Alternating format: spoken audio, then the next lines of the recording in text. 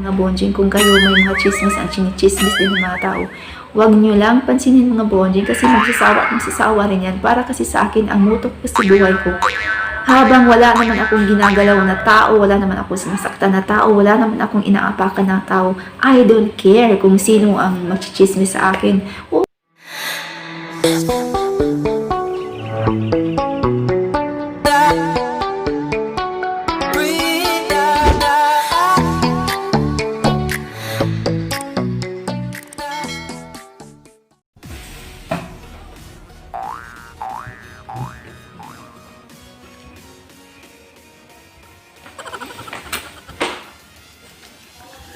Hello mga bonjing! So welcome back again to my channel at nandito na naman ako ngayon si Sarang Probinsyana nagbabalik. For today's video mga bonjing, medyo kakaiba na naman ang topic natin ngayon, pero ito talaga ang topic na totoong pang probinsya mga bonjing. This is for real talaga, na talagang ito ang buhay natin sa probinsya. Hindi natin mapagkakaila kung sino man sa akin ang nanonood ngayon. Kung taga-probinsya ka man o alam ko na relate ka dito sa aking topic ngayon mga bonjing. Pero wag yung sabihin na yung parang siguro sabihin parang nababaliw na ako kasi kung ano-ano mga topic ko. Gusto ko lang ilahad sa inyo mga bonjing na talagang ito naman talaga ang totoong buhay natin, ang kapaligiran natin, ang natin dito sa probinsya mga bonjing. Kasi mga bonjing, hindi naman talaga perfecto ang lahat ng bagay sa mundo, di ba? Dito sa probinsya, totoo talaga masarap tumira, tsaka feeling safe ka dahil nga lang na ngayong panahon ng pandemic, di ba? Tayo dito sa probinsya parang relax lang, kahit basta kahit mahirap ang buhay, kahit sakto lang ang buhay, pero relax tayo, nakakalanghap tayo ng magandang hangin, presko na hangin, nakakakain tayo ng preskong pagkain, preskong gulay, preskong prutas, at kung ano-ano pa. At saka, libre tayo na kung maglakad-lakad sa mga paligid natin, nangangalit bahay, kung ano pang gusto natin gawin, yung mga ganun mga bonjing, ganyan kasarap tumira dito sa probinsya. Pero aside sa katotohanan na yun mga bonjing, hindi natin may pagkakaila na mayroon din talagang mga disadvantage na sa pagtira ng probinsya. Pero huwag kayong mag-alala mga bonjing, hindi naman talaga siya yung talagang malala na disadvantage. Yung mga disadvantage lang talaga kung ikumpara natin sa probinsya at saka sa syudad. Ang kabuhayan talaga ng tao sa syudad, syempre alam naman natin na ang syudad talagang nakakaraos talaga sila sa araw-araw, lalo na yung may mga regular na trabaho, di ba? Dito sa probinsya, ang talagang mayroon lang mga regular na trabaho, yung mga kadalasan lang talaga, yung mga government employees lang mga bonjing. Kami mga magsasaka, kagaya ko, hindi talaga permanente ang kitaan namin dito. So medyo gipit din talaga, katsaka ang kitaan namin talaga is saktong-sakto lang sa pang-araw-araw, o kung mamalasin pa talagang wala talaga mga bonjing sa isang araw, wala ka talagang kita kasi depende lang yan kung may mga magpapatrabaho.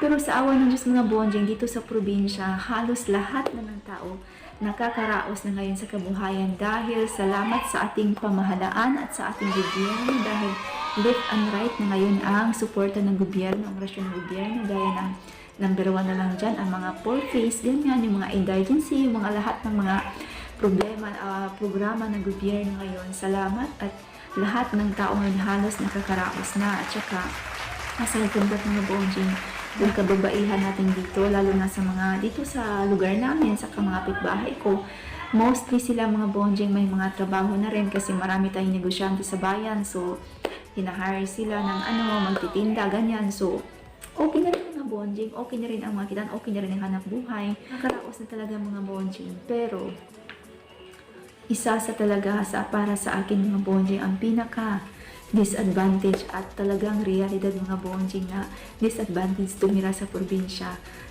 ay natatawa tayo nito pero totoo talaga ito mga bonjing, ang mga chismis mga bonjing. Yun para sa akin isa yan sa pinaka disadvantage tumira dito sa probinsya. Hindi ko sinasabing negative or talaga siya talaga sa buhay natin, nakakasagabal sa buhay natin mga probinsya, kasi kahit ang mga chismis ng mga bonjing galing lang sa mga kapitbahay natin, pero at the end of the day, sasabihin ko sa inyo na ang mga kapitbahay din natin ang siyang nakakatulong sa atin dito sa probinsya sa panahon ng emergency, sa panahon ng kailangan natin ng tulong, maliban sa mga yung mga negative vibes na yan, mga totoong mga chismis, mga bonjing, pero at the end of the day nga, ang mga kapitbahay pa rin natin ang nakakatulong sa atin. Pero hindi rin natin maipagkakailang mga bonjing na dito talaga sa probinsya, may radyo baktas day. Oo, totoo.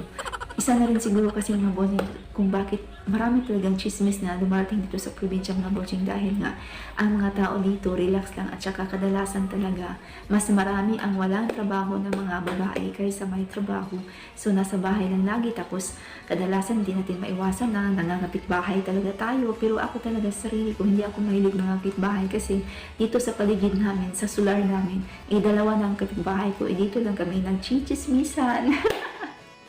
Yes, totoo yun mga bonjing. Pero ang iba talaga mo, meron merong mga tao na mahilig yan talaga mag-chismis sa mga kapwa nila tao.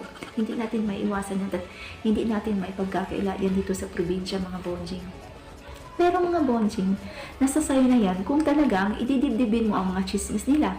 Kasi dito sa probinsya nga, kasi halos nga ng ibang mga asawa wala ang trabaho. So, dumarating talaga sa punto, araw-araw talaga na talagang, lalo na pag dikit-dikit ang mga bahay, meron talaga sa punto na yan, sa isang araw na talagang meron talagang mangyayaring chismisan. So, ano ba ang mga chismis mga bonjing?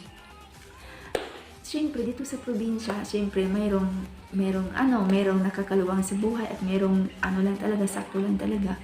Once na mga bonjing na yung kapitbahay mo, ngayong araw nakakaluwag siya sa buhay, pero darating ang pagsubok niyan mga bonjing. Tapos biglang magda-down ang kapitbahay mo, ganyan. Bigla siya magda-down at biglang may pinagdadaanan kasi may pinagdadaanan sa buhay. Yun mga bonjing, doon na lumalabas ang chismis ng kapitbahay mo mga bonjing. Tapos sasabihin na sa'yo, buti nga, marami ng mga komento dyan, tapos sabihin sa'yo, ay naku, buti nga nangyari sa kanya dahil kinakarma na yan. Kinakarma na yan kasi masamang ugali niyan, masama ang bunganga niyan, kung ano-ano pang mga negatives mga bonjing. Kaya sabihin ko sa inyo, totoo talaga yan. Kahit ikaw, kahit sino makakarelit sa akin ito, kasi na-realize ko mga bonjing sa tanang buhay ko, tumanda na lang akong ganito. Kahit gaano ka pa nakakatulong ng tao sa mga nakarang araw mo, sa panahon na isang beses ka lang magkamali at panahon na bumagsak ka dahil may pinagdadaanan ka sa buhay. Ganyan ka ng mga bonjing. Talagang down na down ka na nga sa buhay mo. Igaganon ka palalo, tapos pagchismismisan ka pa na kung ano-ano, buti nga sa'yo kasi nakakarma ka na, tsaka buti nga kasi masamang ugali niyan. Pero hindi nila naisip ng mga panahon na meron ka mga bonjing, ang dami ng mga itulong. So kahit isang beses ka lang nakutulong sa kanila, basta may natulong ka, hindi na talaga naisip ng taong mga bonjing. Yun mga bonjing, ang disadvantage, isa sa pinaka-disadvantage tumira sa probinsya. Pero alam mo yun mga bonjing, yung parang kahit nga naglalakad ka na sa kalsada o sa kahit sumasakay ka ng tricycle, tapos meron nakakilala sa'yo, tapos may pinagdadaanan, alam lang may pinagdadaanan ka sa buhay mo ngayon, tapos parang naglalakad ka na, wala na palang ulo mga bonjing, kasi pinag-uusapan ka na ng tao niyan. Tapos mayroon din sa akin kasi, sa akin, on my own experience, alam ko yan mga bonjing, nangyayari sa akin mga bonjing, tsaka hindi ko rin alam kasi ako lang talaga, hindi talaga ako mahilig mga pitbahay. Dito na ako sa bahay ko, tapos sa tindahan. Tapos meron lang talaga nagsabi sa akin, mananghatid sa akin ng mga chismis na ganyan, na meron palang mga taong nagko-curious sa buhay mo, ganyan, tapos pinagchichismisan ka, ganyan. Kaya nga, naisip ko sa sarili ko, based on my experience, na pag minsan pala, umaalis ka ng bahay, naglalakad sa kalsada, o di kaya sumasakay ka ng tricycle, kung kahit saan ka pa pumunta, tapos may mga tao, mga kitbabahay mo, kabaryo mo na nakakilala sa'yo, tapos alam mo lang may pinagdadaan ka sa buhay, yun lang pala mga bonjing, yung pang naglalakad ka pala, wala ka ng ulo kasi pinag-uusapan ka nila. Pero alam mo mga bonjing, nasa sayo naman yan kung ano ka kung maapektuhan ka rin. Totoo lang talaga na minsan hindi mo talaga maiiwasan na apektado ka talaga sa mga chismis ng mga tao. Pero sa akin. Natututo na ko kung paano ko i-handle ang mga chismis na yan. Hindi ko na pinapansin mga bonjing. Ako, masyadong, parang mas ladong pag iniisip ko nga, pag pinapansin ko pang lahat ng mga chismis ng mga tao, yung parang lalo lang nagbibigay sa'yo ng stress at nagbibigay sa'yo ng katandaan sa iyong pagmumukha, sa iyong pagkatao. Kaya, ganun ko lang hinahandle ang mga chismis sa akin mga bonjing.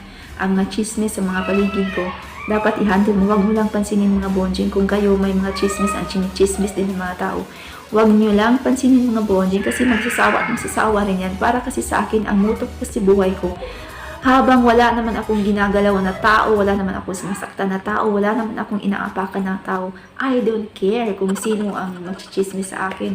Oo, hindi natin maiwasang maging apektado rin po sa una lang yan, pero sa kadalasan pag hindi ko na sila pinapansin mga bonjing. Bahala kayo sa buhay nyo, basta I don't care mga bonjing. Ganun lang.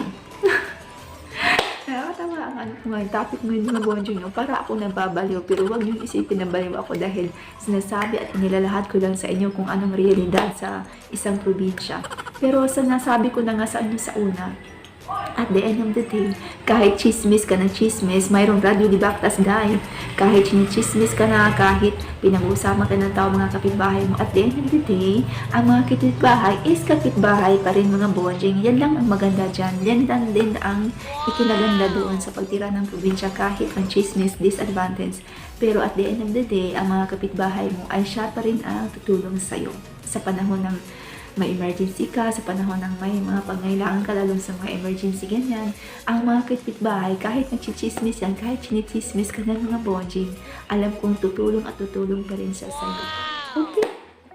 Ang ganda ng topic na ito ng mga bonjing, no? Natatawa ako. Kahit ako lang isa, para ako nababaliw. Pero totoo talaga yan. So, I hope na natutuwa din kayo sa chismis ko ngayon at natutuwa din kayo sa topic ko ngayon mga bonjing tungkol sa buhay ng probinsyana. Salamat mga bonjing. Bye-bye. At sana huwag niyong kalagtaan mag-like at mag-subscribe sa aking channel. Thank you so much.